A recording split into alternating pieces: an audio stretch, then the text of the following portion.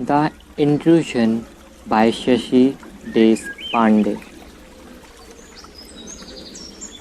We looked blankly out of place there.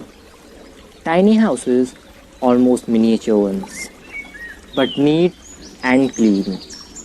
A little path so narrow that if we stretched our arms, we could touch the houses on both sides. Why had we came here?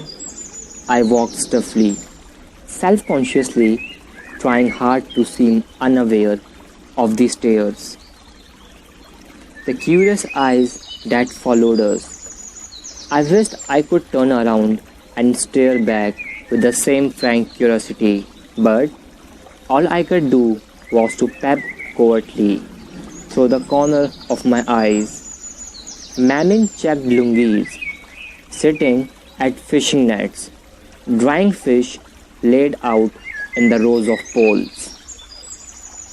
Women with the bold faces and old ornaments, all the signs of a fishing village. But I thought, if this is a fishing village, where is the she? And then we reached at the end of the lane, turned light, and there suddenly, enchantingly, was the sea in front of us, immense and fascinating. And again rows and rows of fishing hung up to dry, looking at us and at the blue of the sky with an accusing eyes. I stopped and stared. He stopped too and looked at me with a very slight of impatience which aroused the faintest wisp of annoyance in me. Then he beckoned to me with a friendly smile and I hurried on. Now we were talking on the sand, squelchy, oozing, almost black. The sea must have been here not long back during the high tide. I found it difficult walking in my high heels with my heavy sari squashing, damping around my ankles. I was conscious of an unreasonable pang of irritation against him. As though sensing my discomfort, he held my arm to help me, but awkwardly too tight. And I wanted to protest to release my arm from his constricting grip. The sea had left innumerable shells on the shore, which crunched under our feet, and I bent down to pick up one. Any excuse to loosen his hold on my arm, but horrors. There was something alive, something crawling in the shell, and I threw it away in a disgust and hurried on after him. Now thankfully we were out of the sand and back in the village, but a village that looked so different. It was difficult to believe it was same. The paths were broader and went sleepy uphill. There were scarcely any signs of sea, no fishing net, no dried fish. Instead, there was a familiar lacy foliage of a drumstick tree, outlined sharply against the sky, the drumstick hanging limply and loosely from the branches.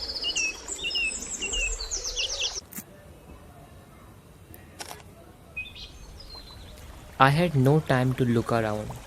The man loaded with our new expensive suitcase and was already top of the hill, and I had to hurry to stumble on uphill, panting, wishing now for the support I had earlier spurned.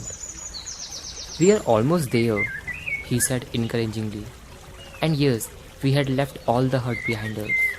We went up a steep rocky path lined by the big boulders, and suddenly we were at top. A squat building stared at us blankly. My hair blew anyhow, and in my sari began billowing into the odd ugly shapes. Someone came forward to receive us, and opened one of the rooms for us. I sank gratefully into a chair, easing my tired feet out of my sleepers, too exhausted even to look around. Is not this is nice? He asked me, beaming, pleased with herself, all sign of nervousness and irritation gone now that we had arrived. Yes, I said. It had the casual dullness and impersonality of any room where people stay for a short time and go away, leaving no impression of themselves behind. Just a jumble of stale smells. Even I sniffled superstitionally, superstitionally, a smell of bad hunks. The man flung open the windows and the breeze rushed up it and us, destroying at one stroke with the smell. Do you want anything? He asked. Yes, some tea. Is that all right? I nodded and the man went out. Though when he was in the room, I had looked away from him, painfully aware of a secret smile, a smirk on his face that showed awareness of what we had came for here. Suddenly, I wished he had not gone. He left behind him a painful silence and embarrassment that occurs between two people who scarcely know each other. And I wondered wildly, desperately, what we could talk about, as if the silence made him uneasy too.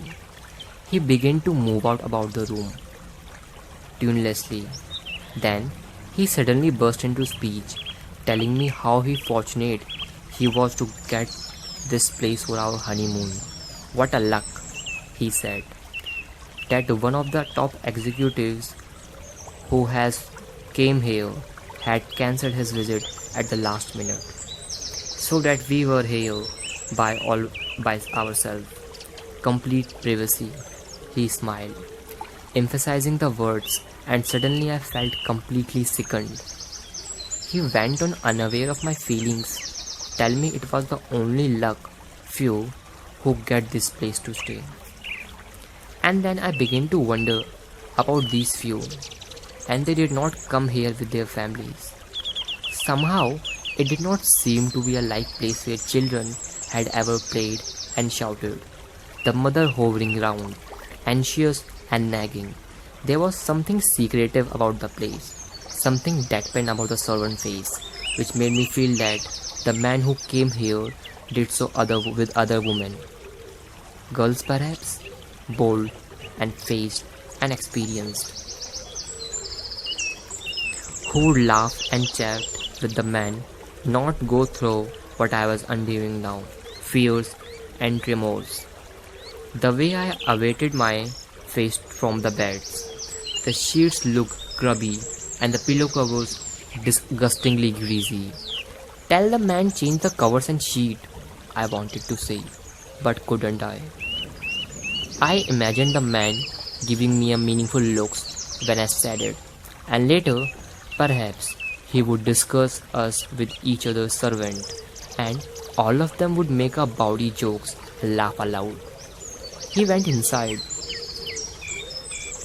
I could hear sounds of him washing his face vigorously. I lay back in the chair, full of lassitude, too tired even to examine my own emotions. Only one thought penetrating the haze. I wish I was home. The tea arrived. I smelled the kerosene, so did not breathe.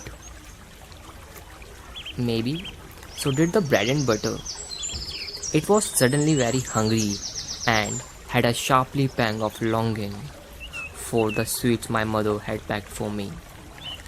I have put some sweets in your bag, she had said, turning her tired face to mine. Ridiculous. I would have snapped even a day earlier. You can't go a honeymoon with sweets in your suitcase. But something sat in her face and eyes had restrained me. I had silently acquiesced, which means accepted, Now I knew that my hunger for sweets had something to do with the look on her face as well. Yet I felt shy, unwillingly to open my suitcase and eat hungrily like a school kid. We are looking for a girl, simple but sophisticated. His mother had said, "My son is working in a foreign company. His wife must be able to entertain and mix with foreigners. Mix with foreigners." She had made the words foreigners like martinis, simple and sophisticated. Was I? That I wondered. It had seemed I was for my mother and joyfully told me they had agreed to our proposal. No one had asked me if I had agreed. It had been taken for granted. I had taken for it granted myself. When suddenly, a few days before the wedding, I had gone to my father, stricken my doubts. "Why?" he asked me again and again. "And what will you do then?" In a panic, I had asked myself, "What will I do?" And I had thought of 1,000 answers, but none to the questions. What's wrong with him? I had nothing to say either. When my father said quietly, "I have 2 more daughters to be married." "Why are you so silent?" he asked, breaking into my thoughts. "I'm tired, just a little." I smiled as I said it, a painfully awkward smile. The smile one gave a distant acquaintance.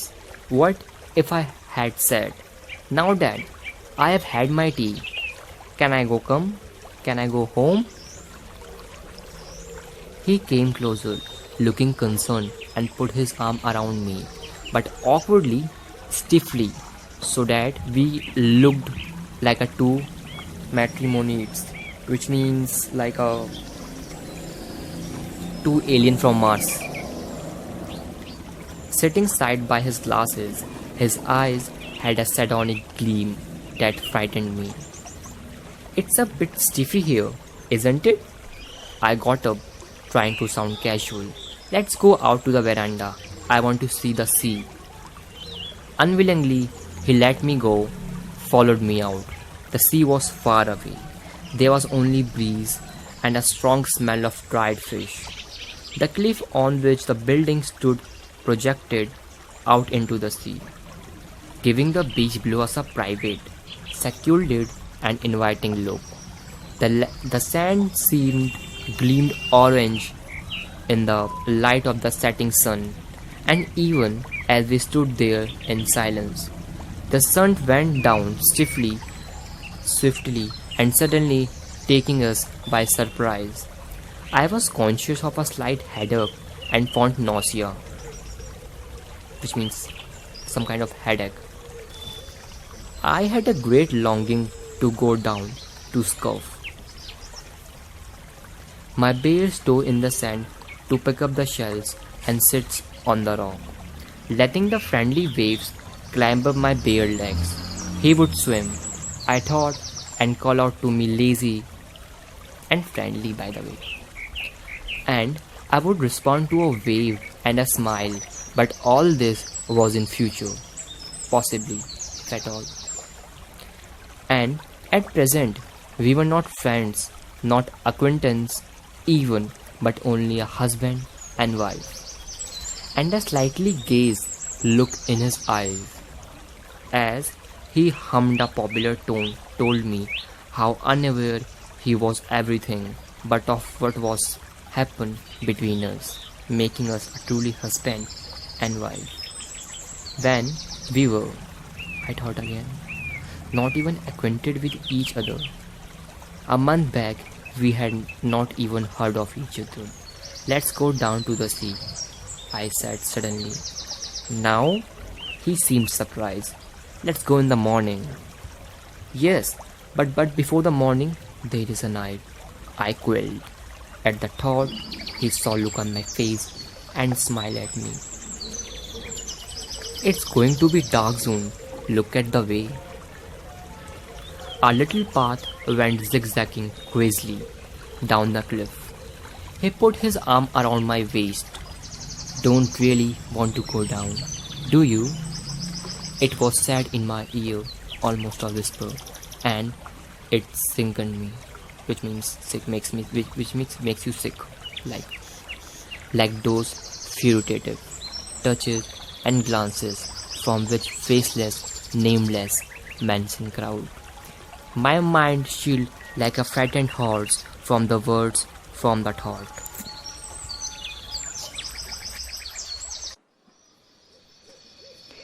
Come on in, he pulled at my arms.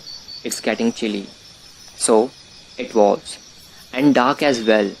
We had to switch on the lights in the room. Someone had removed the tea things and made the beds.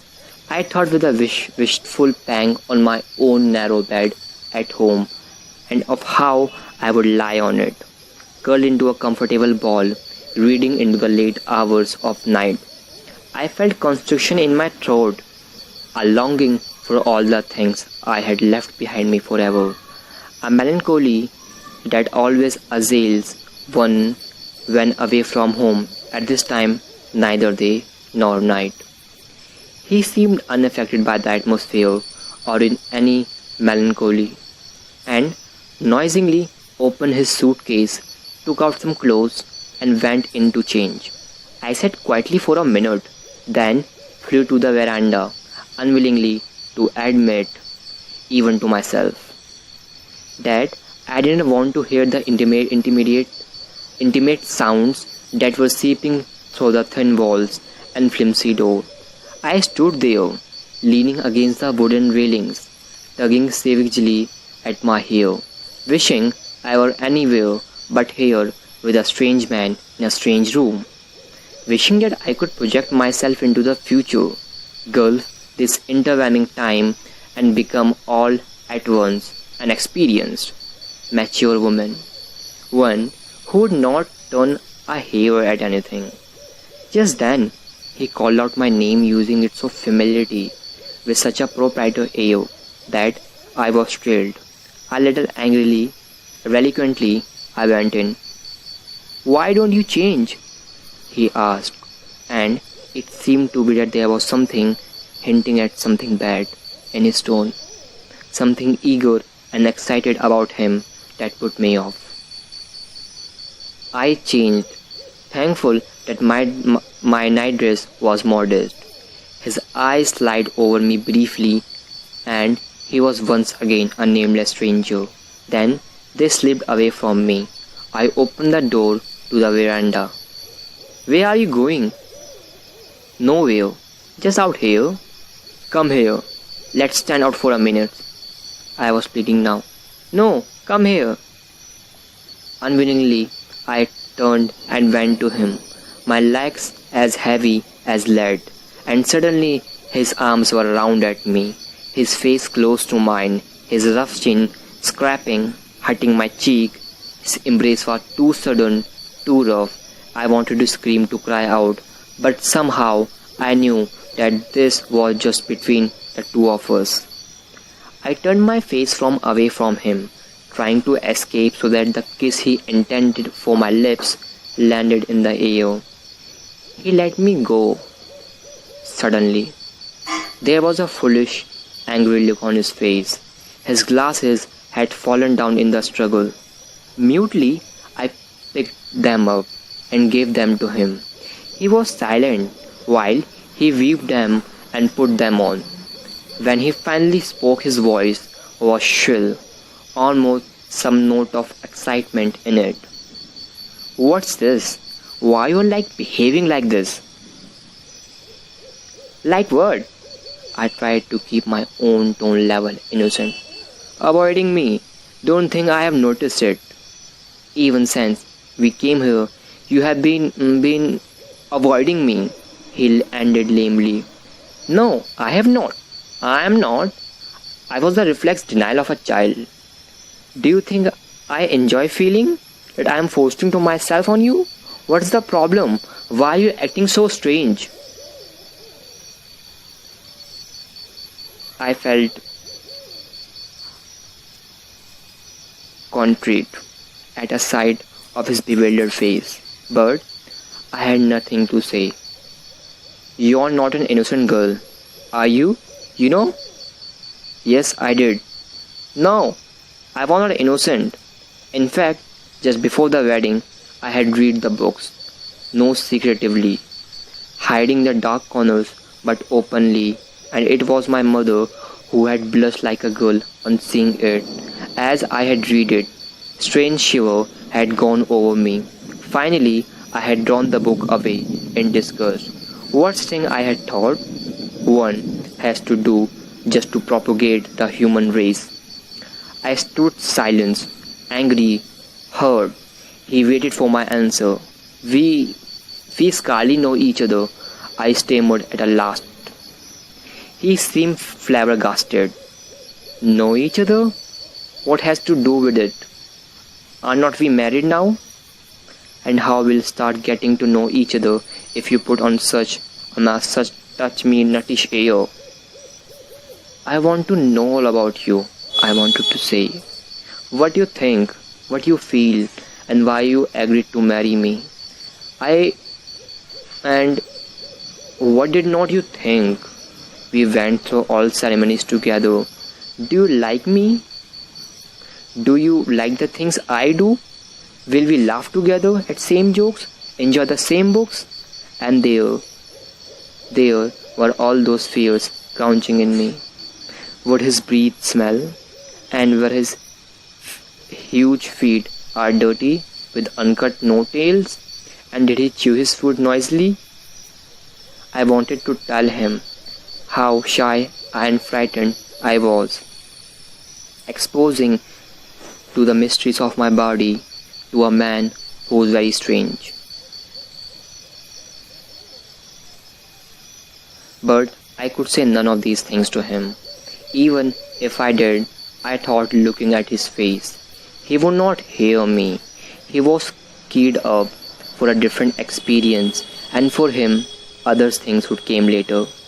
While I was wished to talk now, sitting up whole night, so that in the morning we could smile at each other like our old friends.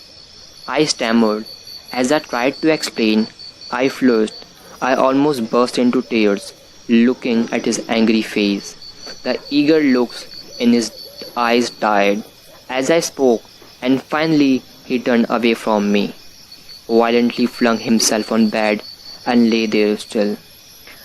I felt as if I had committed a crime, yet there was light-hearted sense of escape too. Quietly I went to my bed and laying down tried to sleep, while countless erotic images came out of the pages of book I had read and tortured my distracted mind. I lay wondering if I was that thing I had about read, a frigid woman incapable of love, and what we do if it were so. I imagined myself returning to my parents' home, shame and rejected, and the concentration and grief it would cause there my sister's marriage held up forever. My parents' disgrace, all because of mine. Simple and sophisticated, I told myself, choking myself with my blanket to prevent my gurgle of laughter from being heard. But how can I with a man I scarcely know? It's not fair, I thought angrily. It's indecent. He should have given me some time. What a way to spend our honeymoon, I thought, imagining himself sulking the whole time, and I moving around the loads of guilt, shame, and fear. What will we tell the others man when we go back? I must have drifted into a sleep at some time, because I wake up to the dull, booming sound of sea coming in. There was scarcely any pause. I noted drowsily in the thundering noise. I did not wake up at once, but drifted for some time between sleeping and walking, struggling out of a confused dream that I was lying there on a beach where I had so long to go, and the waves were pounding me. And then I woke up, That sound of the sea was real, but I was on my bed, not on the beach. And it was not the sea that was pounding my body, but he, my husband, who was forcing his body on mine. I was too frightened to speak. My voice was strangled in my throat. I put hands on his chest to push him away, but it like I was trying to move a rock. I could not do anything. He put his hand, his lips on mine, and this time I could not move away. There was no talk, no words between us, just this relentless pounding. His movement had same rhythm, the same violence as the movements of sea, yet I could have borne the battering of sea better, for what would hurt, but not humiliate like this. At last, merciful, it was over, my body having helped him by some strange instinct beyond and outside me, and the cry I gave was not for the physical pain, but for the intuition into my privacy, the violation, my right to myself. I draw the sheets over myself and lay quietly, afraid to move, thinking of nothing. My mind an absolute blank when sensation and feeling came back with urge. My first thought that I could not hear even the sea now. I wondered why, till I realized that there was another sound drowning it. I looked at him. He was lying on his back, legs flung apart, snoringly, loudly, and steadily.